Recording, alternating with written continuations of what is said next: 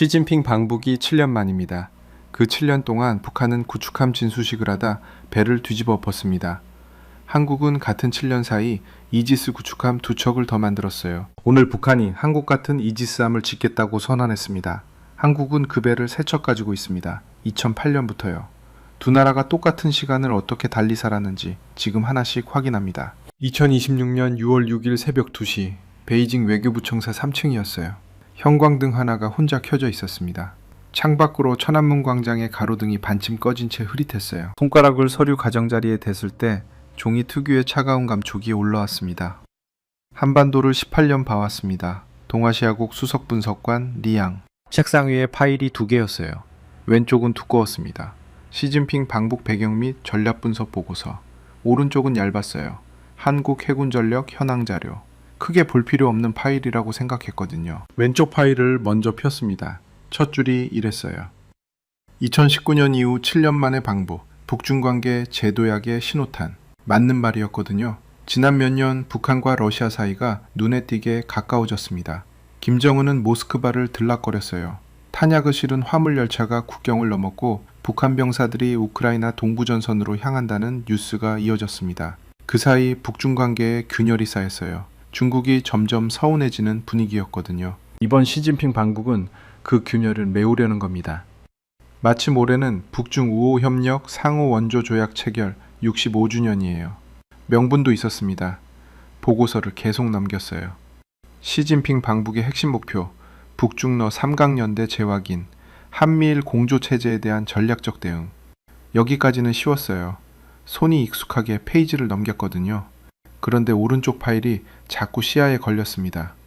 한국 해군 전력 현황.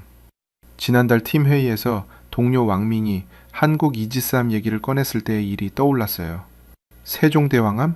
미국 이지스 시스템 가져다 쓰는 거잖아요. 리양이 바로 잘랐던 말이었습니다.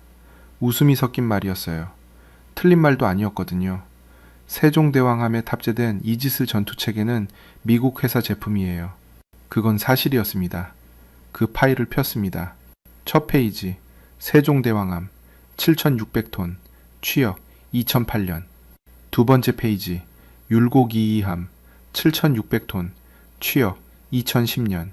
세 번째 페이지, 서해류 성룡함 7,600톤, 취역 2012년. 손이 멈췄어요. 세 척이었습니다. 세 척 전부 7,600톤이고 세 척차 전부 이지스 전투체계를 달고 있었어요. 세 척 전부 2008년에서 2012년 사이에 바다로 나간 배들이었거든요.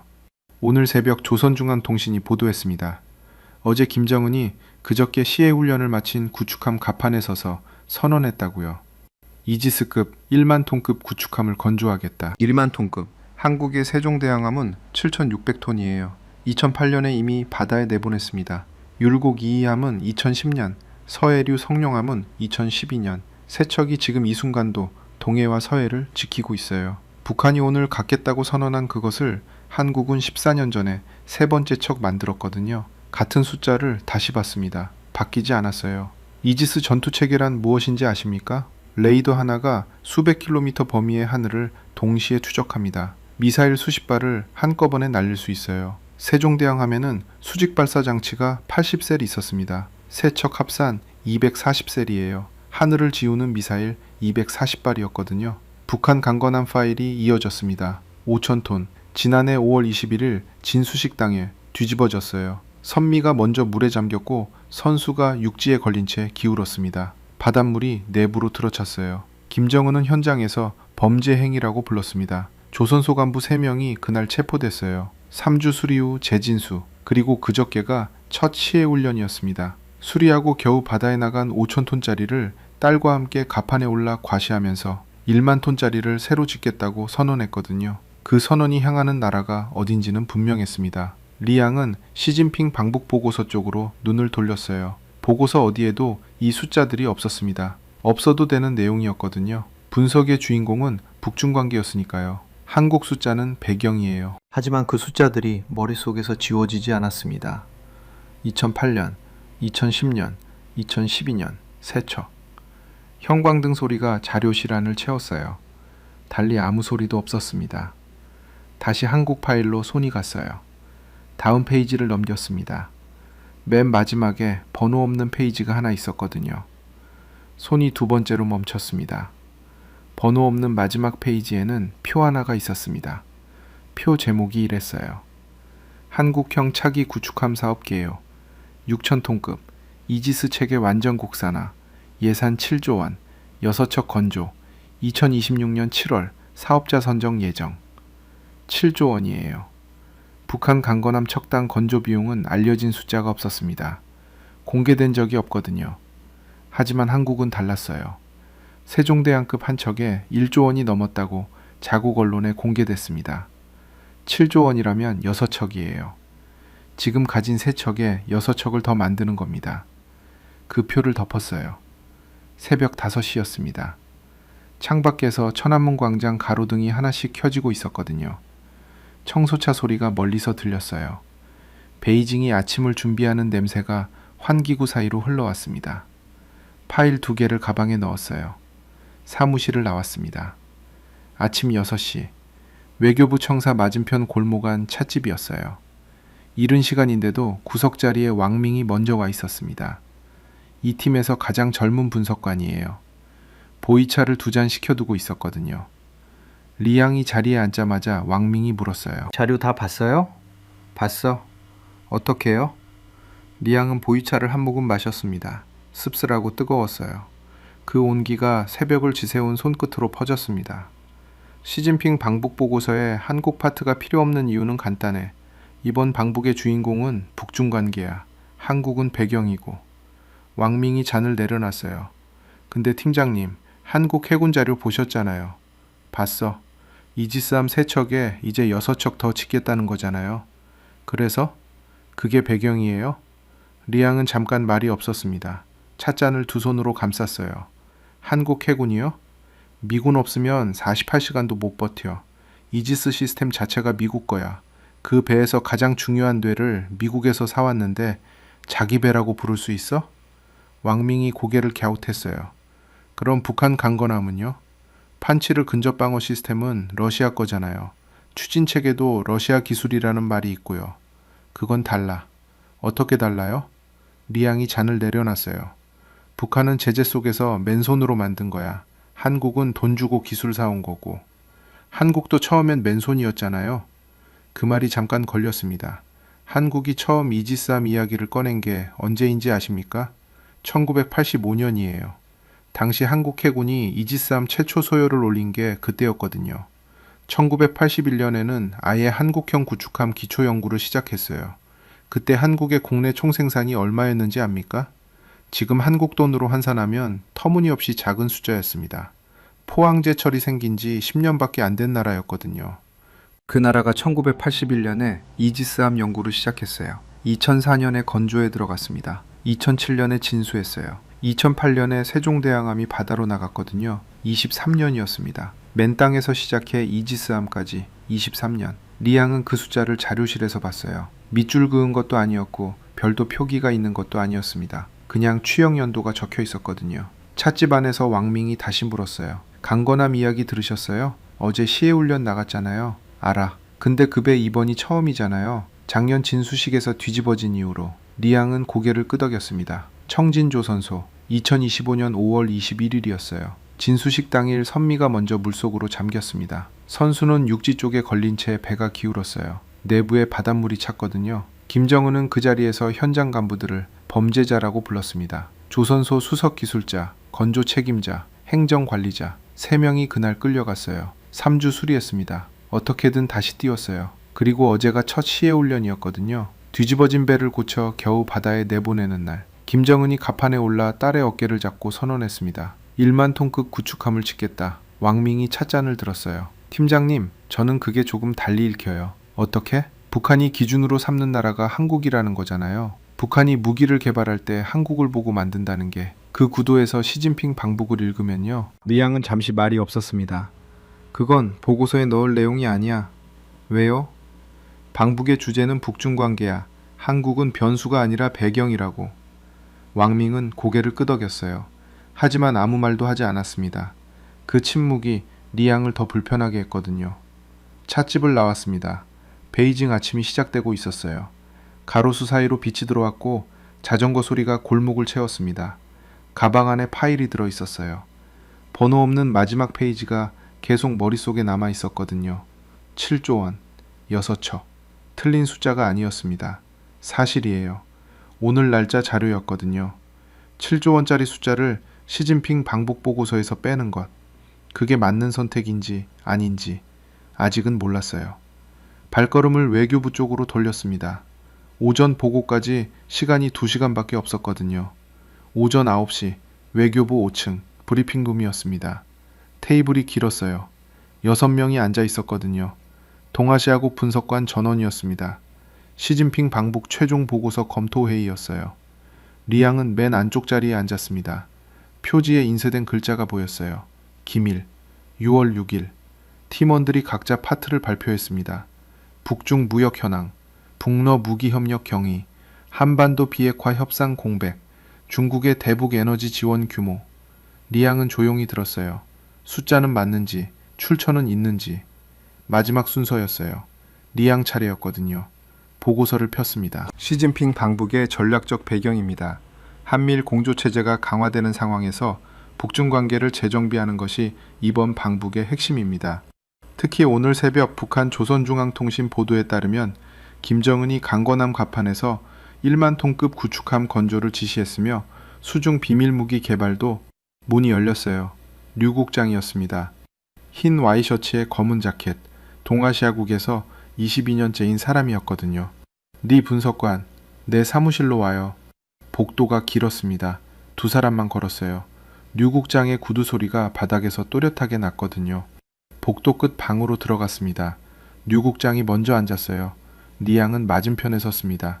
한국 파트. 네. 빼요. 리양은 잠시 말이 없었습니다. 이유를 여쭤봐도 됩니까? 이번 방북의 주제는 북중 관계예요. 한국은 이번 어젠다에 없어요. 오늘 새벽 보도가 나왔습니다. 김정은이 1만 톤급 구축함을 짓겠다고 했고 수중 비밀무기 개발도 지시했어요. 수중에서도 지상에서도 언제든 적에게 치명적 타격을 가하겠다고 직접 발언했습니다. 아시아에서 이 규모의 구축함을 가진 나라는 알아요. 류 국장이 자신의 파일을 폈어요. 그게 한국 때문이라는 근거가 뭐예요? 리양이 대답했습니다. 오늘자 한국 파이낸셜 뉴스에 나온 전문가 분석입니다. 1만 톤급은 주변국 이지스함급에 대응하기 위한 의도라고 했어요.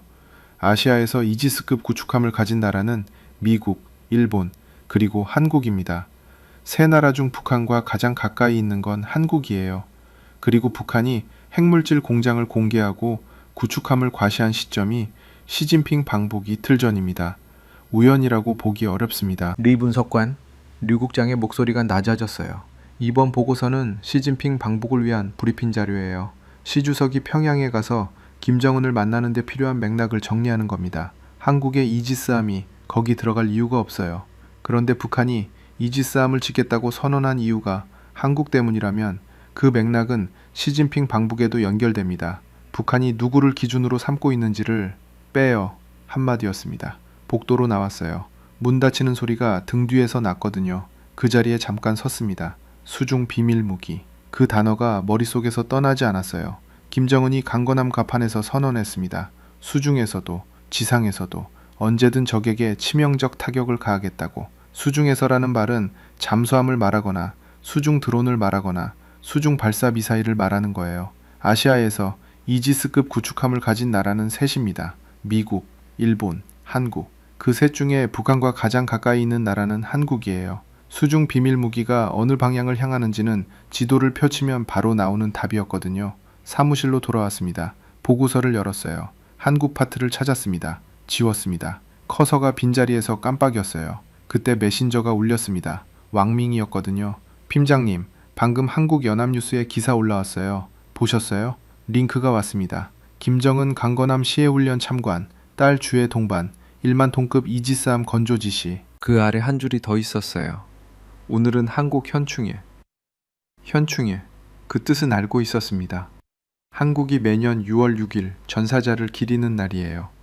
한국 전쟁 때 목숨을 잃은 사람들, 나라를 위해 죽은 사람들 앞에 서는 날이었거든요. 오늘이 그날이었습니다.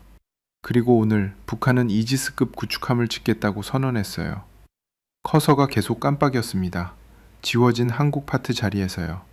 오전 보고까지 1시간이 남아 있었거든요. 리양은 그 1시간을 어떻게 쓸지 아직 결정하지 못했습니다. 오전 보고를 마쳤습니다. 리양은 한국 파트를 뺀 채로 제출했어요.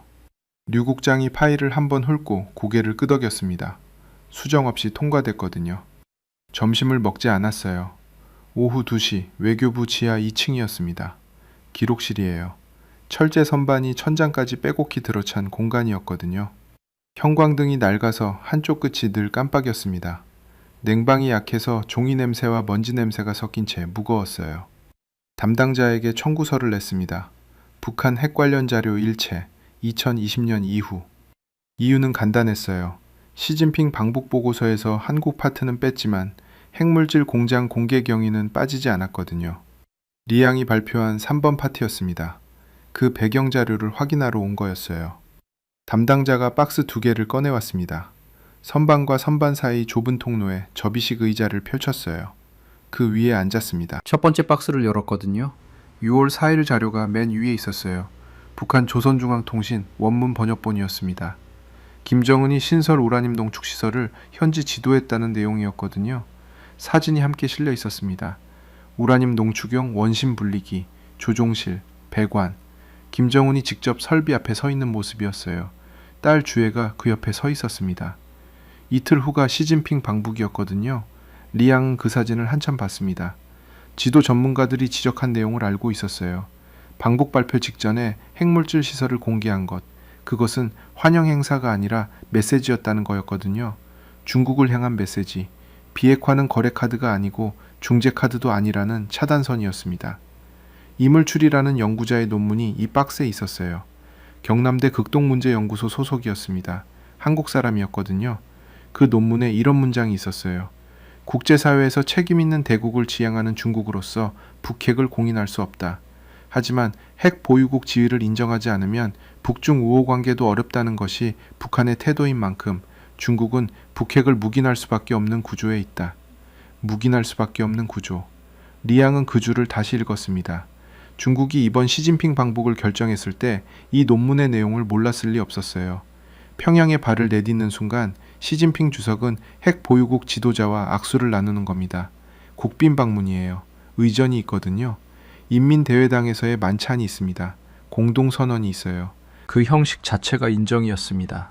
말로는 비핵화를 말하면서 몸으로는 핵보유국을 찾아가는 거였거든요. 두 번째 박스를 열었어요. 연도별 정리였습니다. 가장 오래된 것이 2015년이었거든요. 그런데 그 아래였습니다. 파일 하나가 끼어 있었어요. 날짜가 달랐거든요. 연도가 2008년이었습니다. 잘못 들어온 파일이에요. 2020년 이후 자료를 청구했는데 2008년짜리가 섞여 있었거든요. 꺼내 들었습니다. 표지에 한자가 적혀 있었어요. 대한민국 해군 전력 동향 분석 2008년 12월. 리양 손에서 그 파일이 열렸습니다. 첫 장, 취역, 세종대왕함 7600톤 2008년 12월. 그 아래에 짧은 메모가 있었어요. 누군가 볼펜으로 적어둔 거였거든요. 글씨가 흘겨 쓴 것처럼 기울어 있었습니다. 세종대왕, 조선 4대 왕, 1397년부터 1450년까지 한글 창제, 치국이, 혼천해, 농사직설, 지편전. 한 줄이 더 있었어요. 이 이름을 구축함에 붙인다는 것의 의미. 문장이 거기서 끊겼습니다. 뒷말이 없었거든요. 리양은 그 메모를 한참 봤어요. 세종대왕. 한국 사람이라면 모르는 사람이 없는 이름이었습니다. 한글을 만든 왕이에요. 조선 역사에서 가장 위대하다고 불리는 왕이었거든요. 그 이름을 구축함에 붙였다는 건 단순히 역사적 인물 이름을 가져온 것이 아니라는 뜻이었습니다. 뭔가를 말하고 싶었던 거예요. 한국이 그 구축함에 그 이름을 붙였을 때. 아는 지식만으로는 거기까지였거든요. 형광등이 또 깜빡였습니다. 선반 사이 통로 안이 잠깐 어두워졌다가 다시 켜졌어요. 핵물질 공장 사진을 다시 집었습니다. 2008년 파일을 옆에 나란히 뒀어요. 2008년에 한국이 이지스함을 취역시켰습니다. 같은 2008년 이 기록실 어딘가에서 중국의 분석관이 그 파일을 읽으며 이 이름을 구축함에 붙인다는 것의 의미라고 적어두고 말을 끊었거든요. 18년 전 사람의 물음이었습니다. 그 물음이 아직 거기 있었어요. 왕밍한테 메신저를 보냈습니다. 세종대왕이 누군지 자세히 아는 사람 있어? 답이 빠르게 왔어요. 저요? 잠깐만요. 그리고 잠시 후 긴 문장이 왔거든요. 한글 창제만 알려져 있는데요.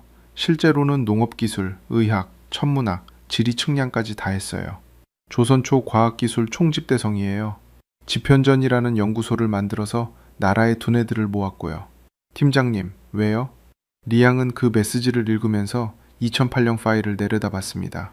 한국은 2008년에 이지스함에 세종대왕이라는 이름을 붙였어요. 한글 창제, 지편전, 농업, 의학, 천문. 나라의 두뇌들을 모아 기술을 집대성한 사람의 이름이었거든요. 그 이름을 구축함에 붙인다는 것이 무슨 말인지 18년 전 이 기록실에 누군가가 묻고 답을 못 썼습니다.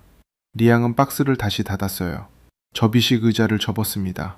계단을 올라오면서 차가운 지하 공기가 등 뒤에 남았거든요. 시진핑 방북 보고서는 오후 5시 최종 제출이었습니다. 3시간이 남아 있었어요. 사무실로 돌아오는 계단에서 멈췄습니다. 핸드폰을 꺼냈어요. 왕밍이 오전에 보내준 링크가 있었거든요. 한국 국방부 공식 자료였습니다. 2026년 국방예산 65조 9천억 원이었어요. 전년 대비 7.5% 증가였습니다. 계단 중간에 그냥 섰어요. 한 손으로 난간을 잡았거든요. 65조 9천억 원이라는 숫자가 얼마인지 아십니까? 단위를 바꿔보면 빠르게 이해됩니다. 한국 돈 1조 원이 중국 돈으로 대략 52억 위안이에요. 65조면 3,380억 위안이 넘어요. 중국 지방성 하나의 연간 예산과 맞먹는 돈이었거든요. 그것이 군사비였습니다. 한 해 군사비요. 그리고 그것이 18년 연속 늘어난 숫자였어요. 리양이 동아시아국에 처음 배치됐을 때가 2008년이었습니다. 그 해부터 지금까지 한국 방위비는 한 번도 줄어든 적이 없었거든요. 매년 늘었어요. 경제가 나빠도 정권이 바뀌어도 북한이 핵실험을 해도 한국이 국내에서 정치 위기를 겪어도 18년 리양이 이 일을 해온 시간과 정확히 같았습니다. 계단을 다 올라왔어요. 4층 복도로 나왔거든요. 사무실 문 앞에서 발이 잠깐 멈췄습니다. 안으로 들어가는 대신 복도 끝 비상구 쪽으로 걸어갔어요. 옥상이었습니다. 문을 밀자 베이징의 낮 공기가 얼굴에 왔어요. 흐린 하늘이었습니다.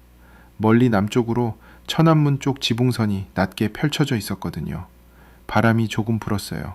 셔츠 소매가 팔꿈치에서 파닥였습니다. 핸드폰을 다시 폈어요. 한국형 차기 구축함 사업 자료였습니다.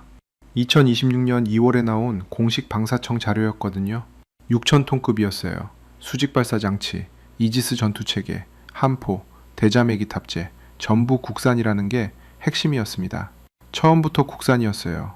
기존 세종대왕함이나 정조대왕함에 탑재된 이지스 전투체계는 미국 회사 제품이었거든요. 한국이 돈을 내고 기술을 사온 겁니다. 리양이 왕밍에게 했던 말이었어요. 뇌를 미국에서 사왔는데 자기 배라고 부를 수 있어? 그런데 이 사업은 달랐어요. 이지스 전투체계 자체를 한국이 직접 만드는 거였거든요. 소프트웨어부터 레이더 체계까지 처음부터 국산으로요. 7조 원이었습니다. 6척이에요. 현재 3척을 운용 중이에요. 6척을 더 만들면 9척 척이거든요. 이지스함 9척. 리양은 난간에 두 손을 올렸어요. 쇠가 낮의 햇살에 데워져 있었습니다. 그 온기가 손바닥으로 전해졌어요. 머릿속에서 뭔가를 정리하려고 했거든요. 합리화는 간단했습니다. 방법이 몇 가지 있었어요. 첫 번째 방법, 규모의 문제로 보는 거예요. 한국이 방위비를 아무리 늘려도 중국의 군사력과는 비교가 안 됩니다. 중국 방위비는 한국의 3배가 넘거든요. 이지스함 9척이 뭐가 그렇게 대단하냐? 중국 해군은 항공모함 3척에 구축함 50척이 넘어요. 두 번째 방법, 기술 의존성 문제로 보는 거였어요. 이지스 체계 국산화라고 하지만 핵심 부품 상당수는 여전히 미국 기술이 들어갑니다. 미국이 지원을 끊으면 유지 자체가 어렵다는 주장도 있거든요. 세 번째 방법, 전략적 환경 문제. 한국은 미군이 있어야 존재합니다. 자체 군사력만으로 독자 방어가 가능하지 않아요. 3가지 모두 맞는 말이었습니다. 그런데 숫자 앞에서 그 말들이 조금씩 약해졌어요. 18년이었거든요. 18년 동안 한 번도 멈추지 않고 방위비를 늘렸습니다. 규모 문제는 맞아요. 중국이 더 커요. 하지만 18년을 멈추지 않았다는 건 의지였거든요. 경제 위기에도 정치 위기에도 선거로 정권이 바뀌어도 멈추지 않은 의지요. 기술 의존성도 맞아요. 하지만 지금 만드는 사업은 국산화였거든요. 그 말은 의존성을 줄이겠다는 방향이라는 뜻이었습니다. 미국 문제도 맞아요. 그런데 그 한국이 이지스함을 9척 만들면서 동시에 미군과 함께 있다는 건 어떻게 봐야 할까요? 리양은 베이징 하늘을 올려다봤어요. 비행기 한 대가 흐린 하늘 사이로 지나가고 있었습니다. 시진핑 방북 보고서에 쓴 문장이 떠올랐거든요. 한미일 공조 체제에 대한 전략적 대응. 그 한 줄을 쓸 때 리양은 별로 생각하지 않았어요. 당연한 배경이었으니까요. 한미일이 가까워지니까 북중러가 대응한다. 맞는 말이거든요. 그런데 한미일이 왜 가까워졌을까요? 북한이 핵을 가졌기 때문이에요. 북한이 미사일을 쐈기 때문입니다. 북한이 군사도발을 반복했기 때문이에요. 그리고 그 앞에서 한국이 이지스함을 만들었어요. 18년 동안 방위비를 늘렸어요. 미국, 일본과 손을 잡았거든요. 그렇게 강해졌습니다. 강해진 한국에 대응하기 위해 중국이 북한을 껴안는다. 그 구도에서 시진핑 방북을 보면 결국 시발점이 어디냐는 문제가 됐어요. 리양은 난간에서 손을 뗐습니다. 손바닥에 쇠온기가 남아 있었거든요. 합리화가 3번 모두 약해졌어요. 무너진 건 아니었습니다. 아직은요. 그래도 리양은 그 말을 속으로 했어요. 그래도 미군이 없으면 안 된다. 그래도 중국만큼은 아니다. 그래도 경제 규모가 달라. 그래도라는 말이 있는 한은 괜찮았거든요. 비상구 문을 다시 열었습니다. 계단으로 들어서자 옥상 바람이 등 뒤에서 잘렸어요. 사무실로 내려가야 했습니다. 최종 보고서 제출까지 2시간이 남아 있었거든요. 계단을 내려가면서 핸드폰을 확인했어요. 왕밍한테서 메시지가 와 있었습니다. 팀장님, 오늘 오후 전체 회의 있어요. 아시죠? 그리고 한 줄이 더 있었거든요. 한국 현충일 기념 관련해서 서울주재 직원들한테 공문이 왔어요. 오늘 한국 내 공공시설 운영 조정 안내래요. 방문 일정 있으시면 조정 요청드린다고요. 현충일이었습니다. 오늘이 한국 현충일이라는 걸 리양은 오전에 알았어요. 그런데 그 공문 한 줄이 갑자기 달리 읽혔거든요.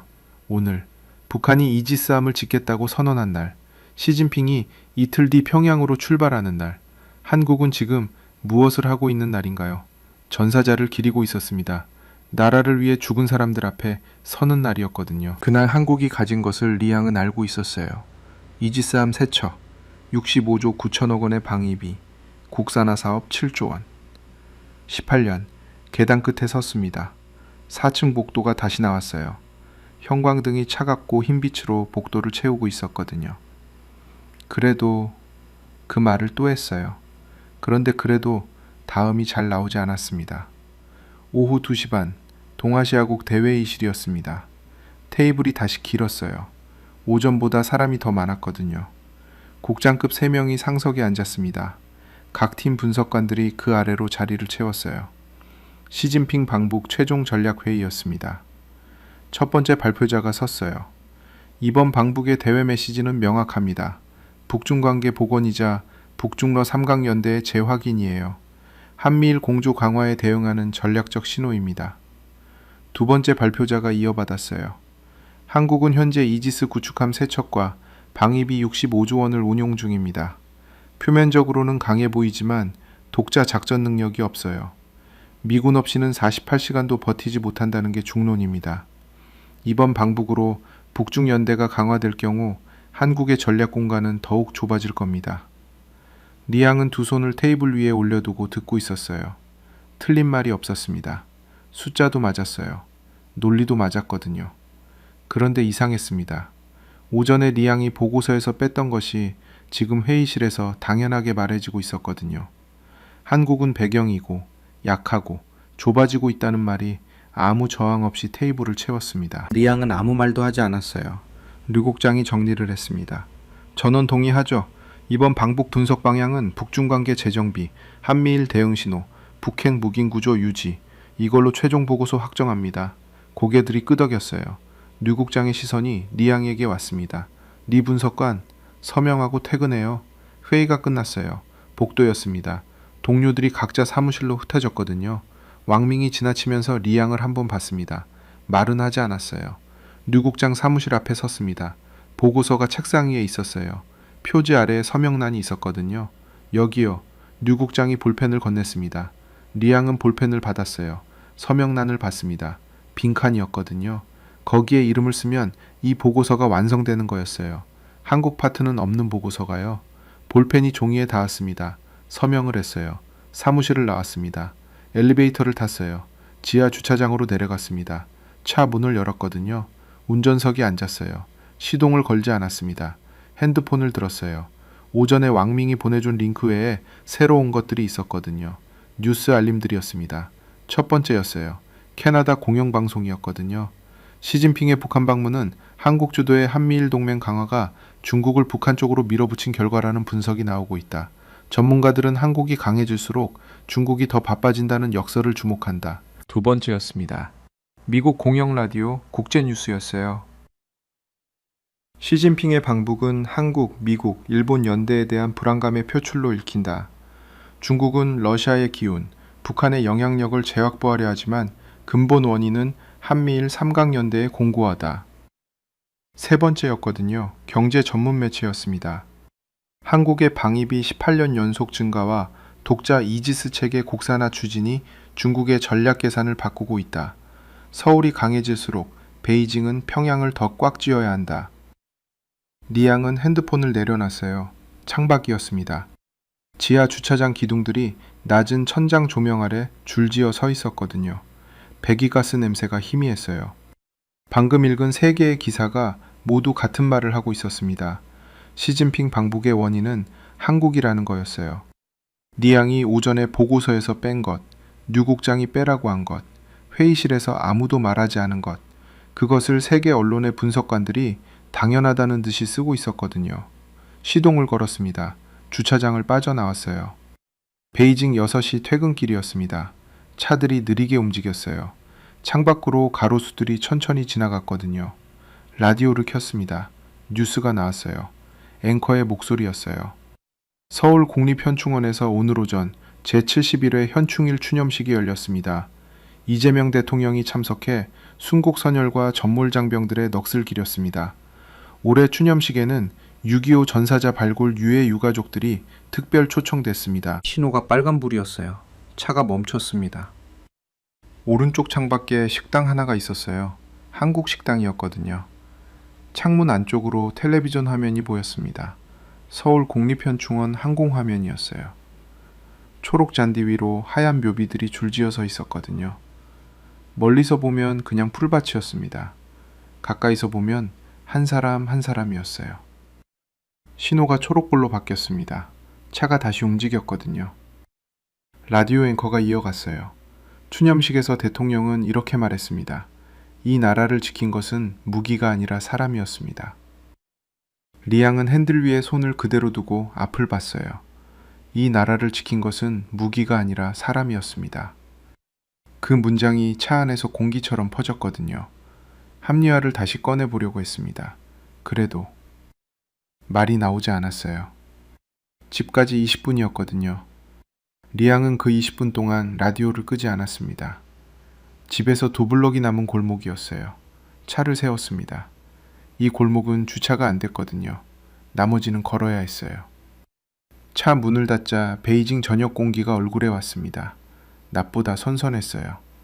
치마오 후통 골목 안으로 들어갔거든요. 좁은 골목이었습니다. 양쪽으로 낮은 건물들이 붙어 있었어요. 저녁밤 냄새가 흘러나오고 있었거든요. 두부 부치는 냄새였어요.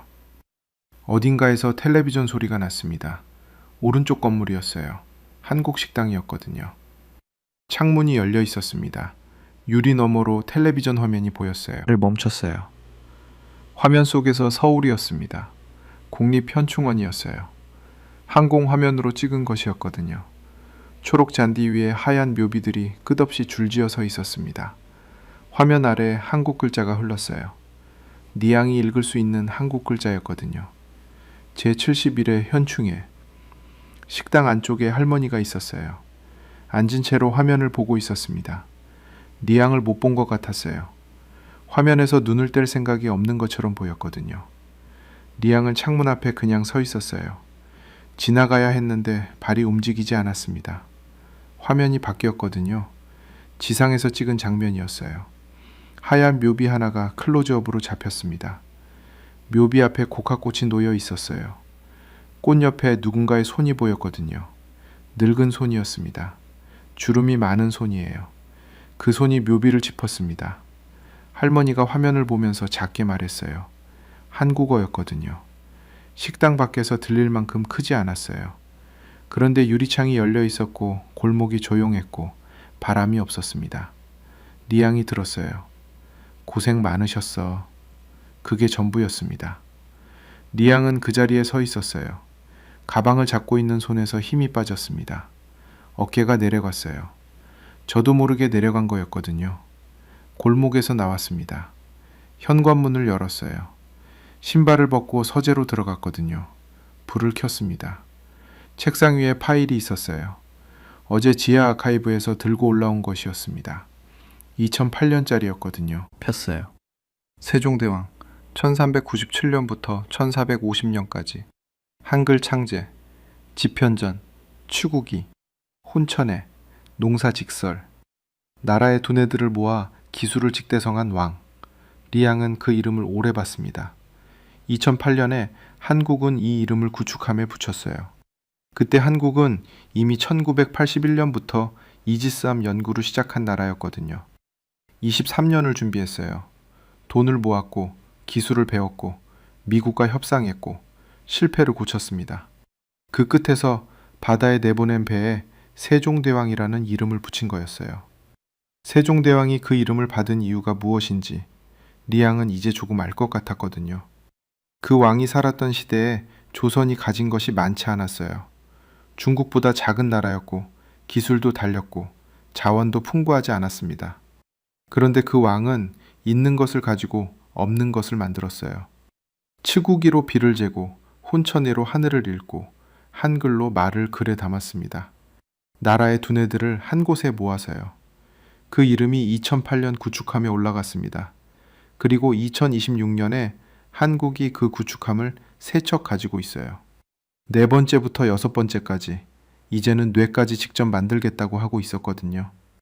리앙은 파일을 덮지 않았습니다. 그냥 봤어요. 그 이름을 세종대왕이라고 부를 수 있는 뿌리가 어디서 왔는지 알고 싶었거든요. 2008년 한국이 첫 이지스함을 바다에 내보냈을 때 그 나라가 거기까지 온 것은 그 세대 혼자가 아니었습니다. 시진핑 방북 보고서에는 나오지 않는 이야기였어요. 1977년 사우디 아라비아 주베일이었습니다. 한국에서 건너간 사람들이 있었거든요.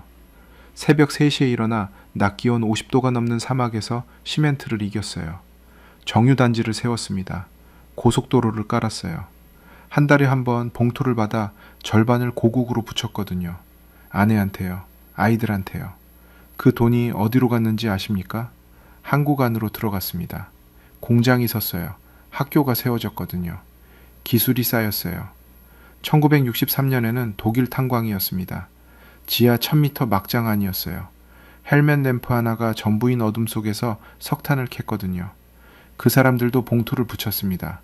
그 돈도 같은 방향으로 흘렀어요. 그 흐름이 끊기지 않았습니다.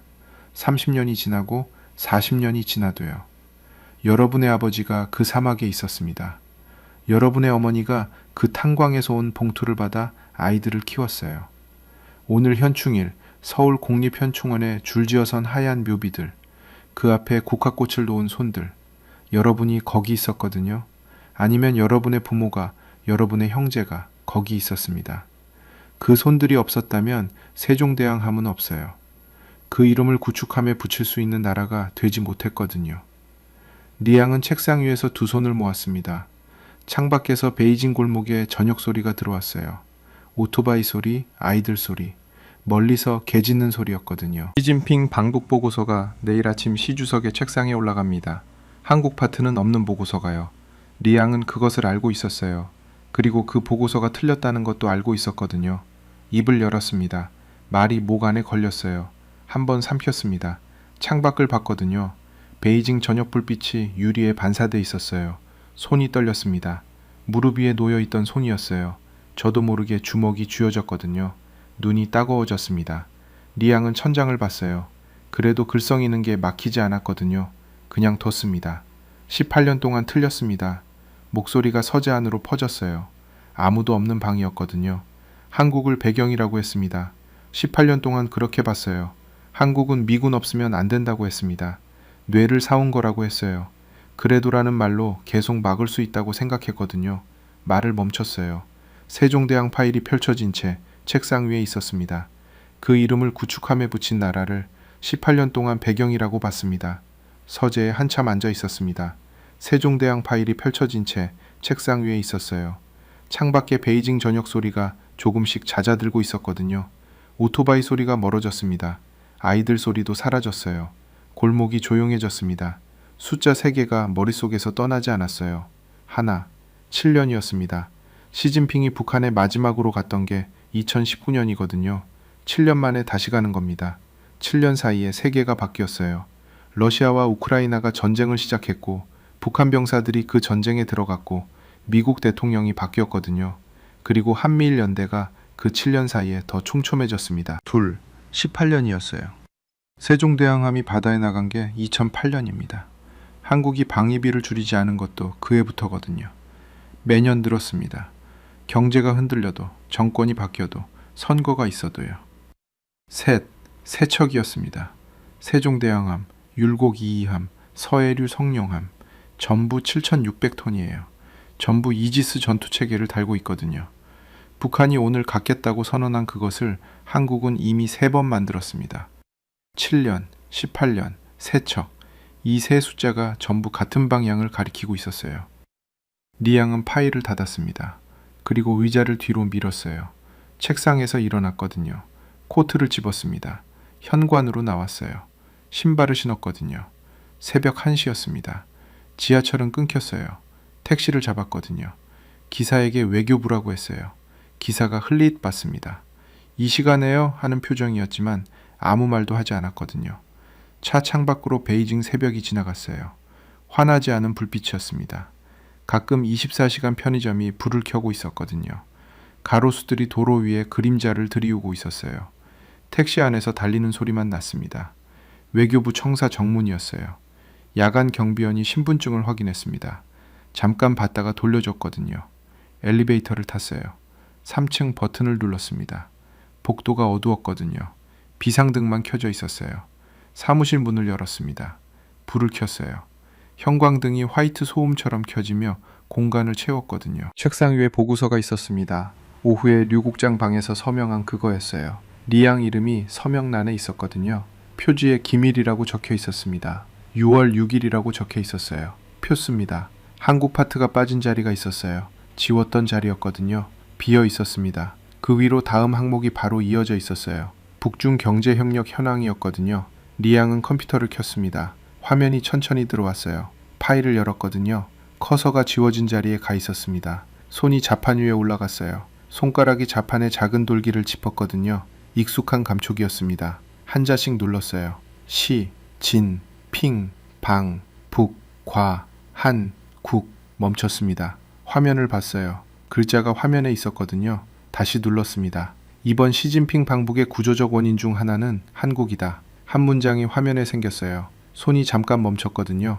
그리고 다시 움직였습니다. 한국이 강해질수록 중국은 북한을 더 꽉 쥘 수밖에 없다. 한미일 연대의 강화, 18년 연속 방위비 증가, 이지스함 세척 운용, 국산 이지스 체계 개발 추진.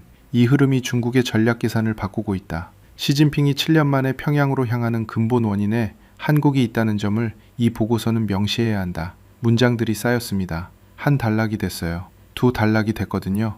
리양은 계속 눌렀습니다. 북한이 오늘 1만 톤급 이지스급 구축함 건조를 선언했다. 기준으로 삼은 나라는 한국이다. 한국은 이미 세 척을 보유하고 있으며 그 첫 번째 배가 취역한 것은 2008년이다. 북한이 꿈이라 부르는 것을 한국은 18년 전에 현실로 만들었다. 자판 소리가 새벽 사무실 안에서 났어요. 아무도 없었거든요. 자판 소리와 형광등 소리만 있었습니다.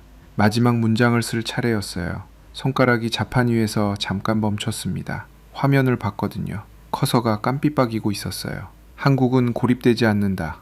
6글자였어요. 아주 짧은 문장이었거든요. 눌렀습니다. 화면에 그 문장이 생겼어요. 리양은 자판에서 손을 뗐습니다. 두 손을 무릎 위에 내려놨어요. 화면을 봤거든요. 이 파일을 내일 아침 류국장에게 다시 보낼 수는 없었어요. 서명까지 마친 보고서를 혼자 뜯어고칠 권한은 없었거든요. 그것을 알고 있었습니다. 그래도 썼어요. 이것이 옳기 때문이었거든요. 창가로 갔습니다. 베이징 새벽이 거기 있었어요. 천안문 광장 쪽 가로등이 켜져 있었거든요. 낮 동안 붐비던 거리가 텅 빈 채였습니다. 차도 없었어요. 사람도 없었거든요. 가로수들이 바람 없이 서 있었어요. 조용했습니다. 멀리서 새벽 청소차 소리가 났어요. 길을 쓸면서 오고 있었거든요. 소리가 점점 가까워졌습니다. 그리고 지나갔어요. 그리고 멀어졌거든요. 그 소리가 사라지고 난 뒤 베이징이 다시 조용해졌습니다. 리앙은 창가에 서서 그 조용함 안에 있었어요. 18년 동안 이 도시에서 한반도를 봐왔습니다. 서류를 읽고 회의에 들어가고 보고서를 썼거든요. 그리고 18년 동안 한국을 배경이라고 불렀어요. 오늘 밤에야 알았습니다. 배경이 아니었거든요. 시진핑 방북 보고서는 내일 아침 시 주석의 책상에 올라갑니다. 한국 파트가 빠진 채로요. 그 보고서에 리앙의 서명이 있어요. 그리고 이 새벽 사무실 컴퓨터 화면에는 다른 문장이 있었습니다. 한국은 고립되지 않는다. 두 개가 동시에 존재했거든요. 리앙은 창가에서 한참 서 있었어요. 베이징 새벽의 가로등 불빛이 유리창에 반사돼 있었습니다. 그 비단에 리앙의 얼굴이 희미하게 겹쳐 있었거든요. 청소차 소리가 다시 한번 멀리서 시작됐어요. 다른 골목이었습니다. 베이징이 오늘을 쓸고 내일을 준비하는 소리였거든요. 리앙은 그 소리를 들으면서 창가에 서 있었어요. 오래.